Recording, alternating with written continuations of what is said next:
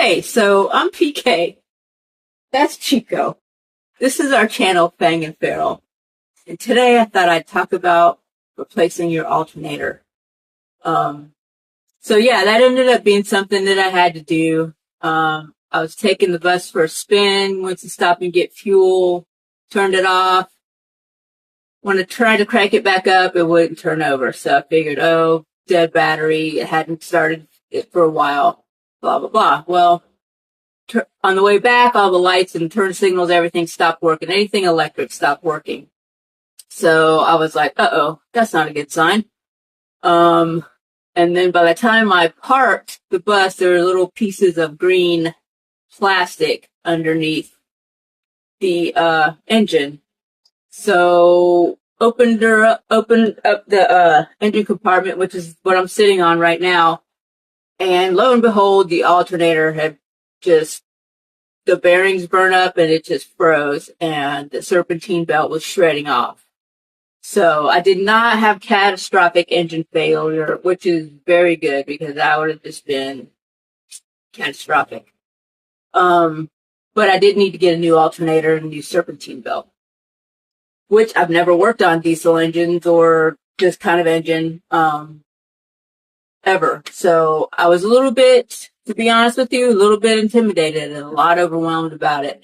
But I knew I didn't have the money to take it. First of all, the tow would have cost hundreds of dollars because they've got to get one of those commercial tow trucks, the big mamma jammas, and they're going to charge you $350 just to pull out of the lot and then add miles to it. So I mean, literally, you could spend like $700 just getting it towed down the street, and that doesn't count for the engine repair itself, parts and labor and all that stuff. So you could be looking at easily over $1,000.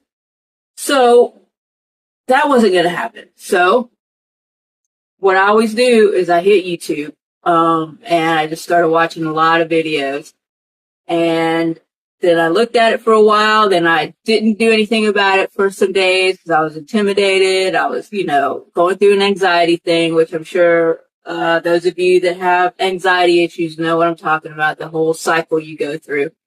And it takes you a long time sometimes it takes you a long time, sometimes it doesn't take you a long time to get through the whole cycle of the thing until you come back and you calm yourself down, center yourself, and you're like, okay, just one step at a time. So started one step at a time. First step was taking the alternator out. So in case you get one of these buses or you were just curious, this is the engine compartment under here. This is a little latch that goes on, locks it down. You unlatch it and you lift this up. And then you take your handy dandy shower curtain rod and find it, jam it somewhere in there, make sure it's secure down here, hold it up. And that's what the engine looks like. She's old, but she's good. So right up here in the front, that's your alternator. And one of the reasons why I got this engine style is because I wanted to be able to work on it comfortably. There are people that say the ones with the back engines are easier to get to, and that might be good, but with my back issues, this works better for me. So, yeah, up there is the alternator. It was pretty easy to take off and pretty easy to put back on once I had the right alternator. That's always important, get the right part. Same with the serpentine belt. Very easy. This doesn't have an AC, so I think there was a total of 4 pulleys. If I'm not mistaken, I may misremember, but super easy to get on.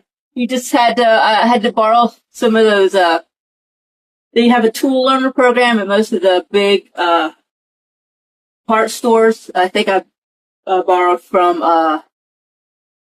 AutoZone and just borrowed a pulley puller and one of those things that you push the bolts in on the alternator when you're trying to put it back in. There are specific names for these things besides what I'm calling them, but like I said, I'm not a professional mechanic, man. I'm just learning as I go, just like you guys are. So, yeah. So got that all in, and while I was waiting for the right part to come in, because I had to send the old part back and get the right part, I changed the oil filter and changed the oil and flushed the radiator. So we got all new fluids in her. She's running like a champ, purring like a little kitten, and God, that was cringe. I told you there's going to be cringe. And yeah, now we're back in business and ready to go. But yeah, I just wanted to show you that. I was super intimidated by this thing at first, but if you're going to do the life, you got to learn your equipment. Like, this is my home. This is part of her heartbeat. I got to figure out how to fix her when she needs to get fixed. You know what I mean? Like, it's all part of the thing. And, you know, being intimidated, being overwhelmed, that's natural for most people. Just bring it back down. You know what I mean? Just bring it back down to center. Step back a minute and take it one step at a time. And I promise you, if I can do it, you can do it. So yeah, that's my first repair I had to do on the bus. And, hopefully we won't have to do another one, too soon. Anyway, thanks for watching. And, yeah, don't forget, stray's always welcome. Forge your own path. And Chico loves you.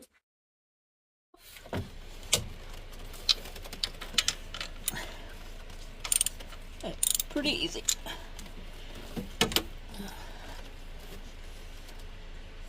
Well, still need this.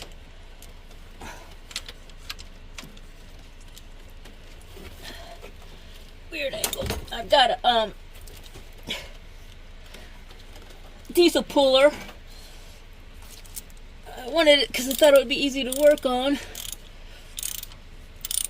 And it is. It's just you gotta get in some awkward positions that, you know, a lot of times when you're older can be a little funky.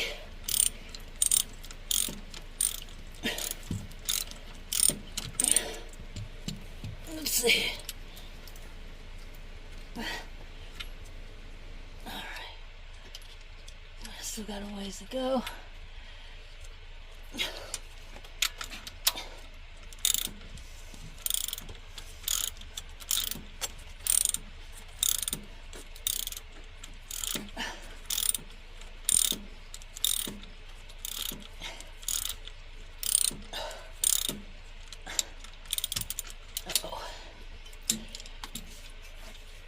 Man, I gotta tell you, it's the easiest alternator removal I've ever done in my whole life. I may be speaking too soon, because it's actually not totally removed yet, but if this is the case,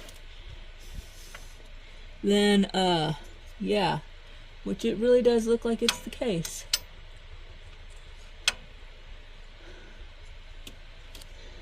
Wow.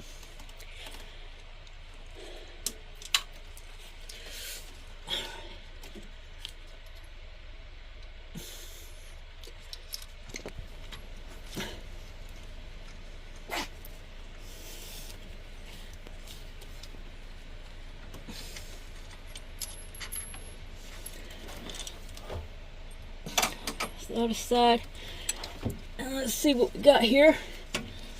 And it looks like it's just, damn,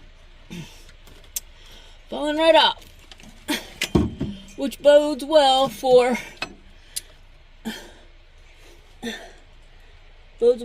the installation. That's for sure. At least for the alternator. We're still gonna have to tackle that serpentine belt. Anyway, so yeah, that's where I'm at with this right now. This looks like it should have went to something, but hey, I'm gonna count this as a win for the day. Now I gotta order this part.